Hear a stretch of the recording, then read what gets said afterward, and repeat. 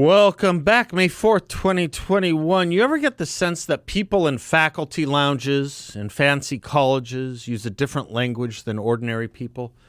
They come up with a word like Latinx that no one else uses, or they use a phrase like communities of color. I don't know anyone who speaks like that. I don't know anyone who lives in a community of color. I know lots of white and black and brown people, and they all live in neighborhoods. I just quoted James Carville, the man who knew how to drag the Democratic Party kicking and screaming away from Michael Dukakis and Jesse Jackson leftism in the 1980s and early 1990s. He said this last week. A lot of people seized on this. I'm a little less giddy than some about Carville's quote from last week, and my reason is this. As much as we may tell ourselves when the Democrats use that language, they're going to lose the American people, I'm not sure it's true because so far it doesn't look to be true. It wasn't true in 2008, and it wasn't true in 2012, and it wasn't true evidently in 2020 either. Might it become true again is another question I hope we will be able to answer in the affirmative. My thinking is Donald Trump gave America a holiday from history in the following sense. We often have wars and battles and military operations in any given presidency, usually in the Middle East.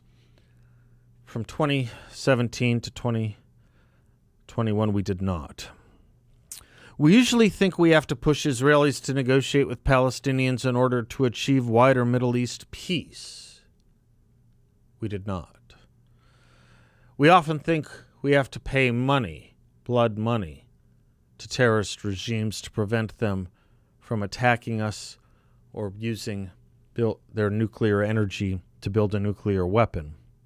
With Donald Trump, we did not. We usually think employment gains against the poverty level are stagnant. As the previous 2 points, Donald Trump proved that thinking wrong as well. We usually think immigration will never be taken on and improved. Again, Donald Trump proved that wrong. We usually think increasing numbers of minority voters will increasingly go to the Democratic Party, and that is wrong.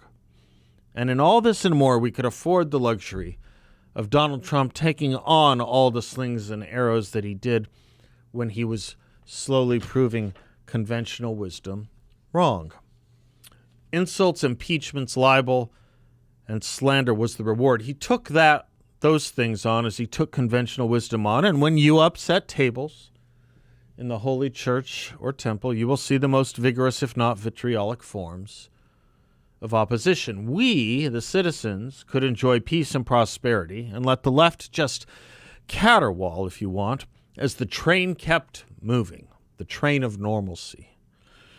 So the left took a new direction and shut everything down with the exploitation of the China virus, including notions of patriotism and love of country, including the communications of ideas and news on social media.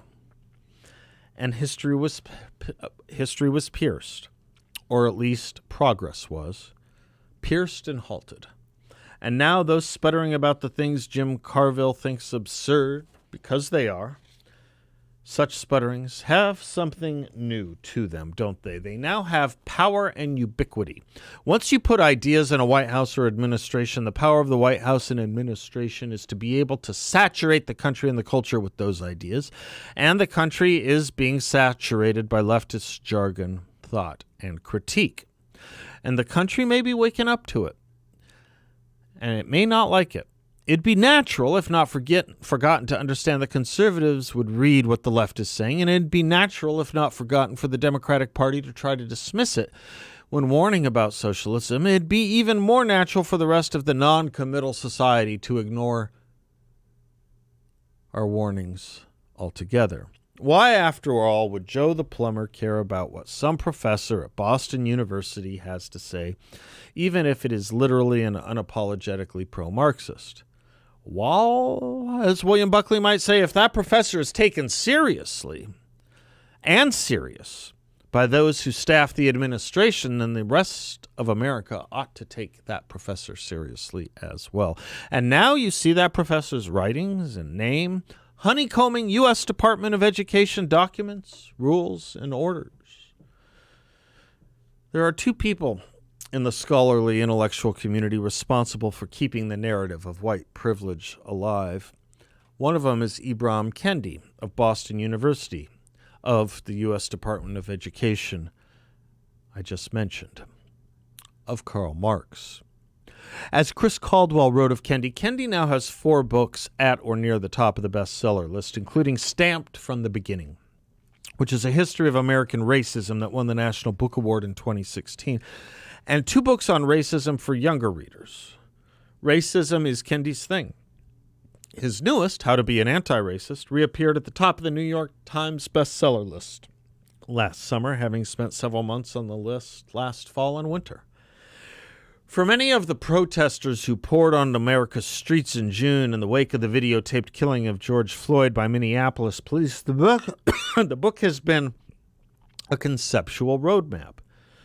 As the first fires were being lit in Minnesota, Boston University announced it would offer Kendy, 38 years old, the most prestigious tenured chair at its disposal, making him only the second holder of the Andrew W. Mellon Professorship in the Humanities at Boston University. The chair had been vacant since the death of its previous occupant, Elie Wiesel, who died 4 years ago. Boston University will also host the Center for Anti-Racist Research, which Kendy founded at American University originally. Think of that. The most eloquent survivor of National Socialism, Wiesel, is being replaced by the most prolific writer claiming to defend the ideology of socialism, Ibrahim Kendy, at the same school. Reminds me of when Elie Wiesel heard Yasser Arafat won the Nobel Peace Prize and said, "I'm in the same club as this guy." The anti-racism, of which Kendy is the most trusted exponent, is not just a new name for an old precept. It is the political doctrine behind the street demonstrations, the cancelings, the Twitter accounts, the attacks, the boycotts, the statue topplings, the self-denunciations that have all become one big national movement. If practical equality for blacks is the imperative, discriminating on their behalf is going to be necessary, Kendy tells us. Quote, "The defining question is whether the discrimination is creating equity or inequity.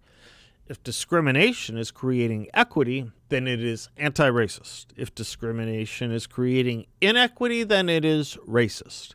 The only remedy to racist discrimination is anti-racist discrimination. The only remedy to past discrimination is present discrimination. The only remedy to present discrimination is future discrimination." Close quote. That's Professor Kendy.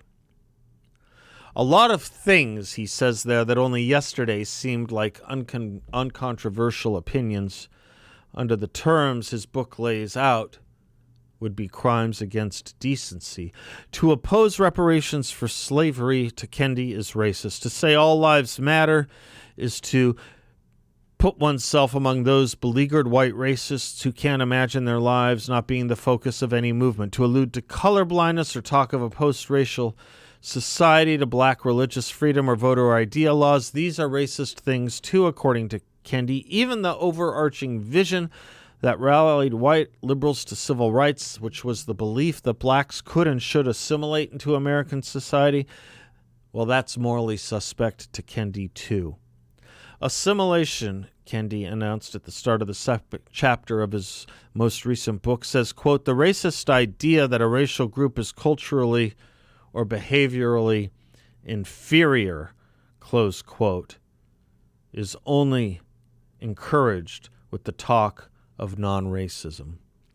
The idea is racist, Kendy reasons, because it is assumed that out-of-group would be improved by joining the group. Kendy returns to this theme again and again. This is the same professor who said Amy Coney Barrett's adopted child from Haiti was an act of colonization.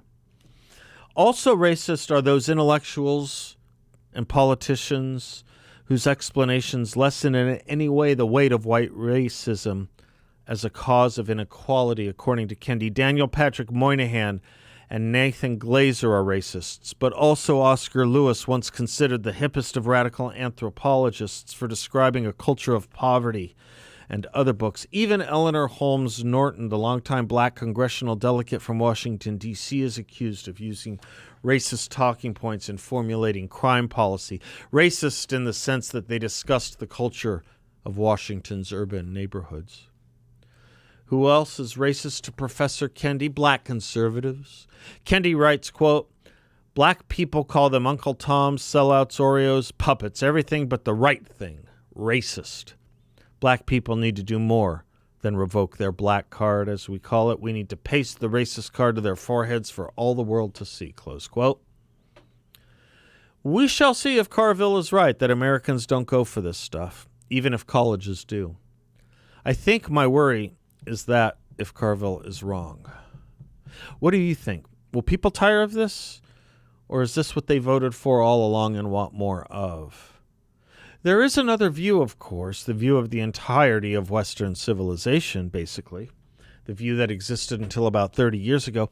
Glenn Loury, professor at Brown University, represents it today, and I give you him here. He writes, "The invocation of systemic racism in political arguments is both a bluff and a bludgeon.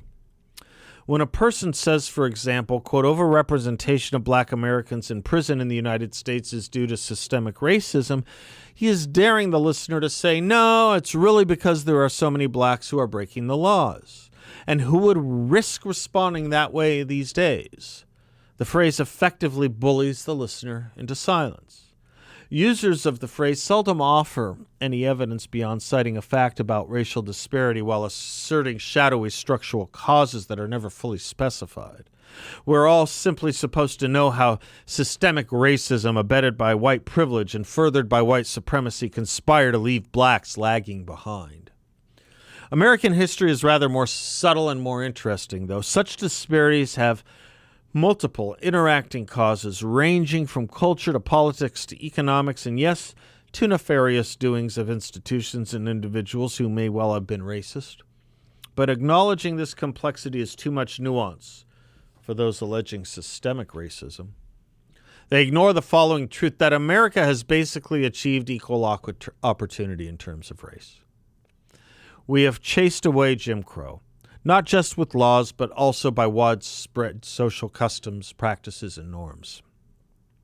When Democrats call a Georgia voter integrity law a resurgence of Jim Crow, it is nothing more than a lie. Everybody knows there is no real Jim Crow to be found anywhere in America. The phrase also does a grave disservice to blacks and to the country. Here we are now, well into the 21st century. Our lives are being remade every decade by technology, globalization, communication, and innovation, and yet all we seem to hear about is race. My deep suspicion is that these charges of systemic racism have proliferated and grown so hysterical because black people with full citizenship and equal opportunity in the most dynamic country on the earth are failing to measure up. Violent crime is one dimension of this. The disorder and chaos in our family lives is another. Denouncing systemic racism and invoking white supremacy and shouting Black Lives Matter while 8,000 black homicides a year go unmentioned. These are maneuvers of avoidance and blame shifting. The irony is that so many of us decry systemic racism even as we simultaneously demand that this very same system deliver us. So the question, will America go the way of Ibrahim Kendy, or will it go the way of Glenn Loury? You tell me. Is America going to tire of this nonsense, or is it just getting started? I'm Seth Leibson. We'll be right back.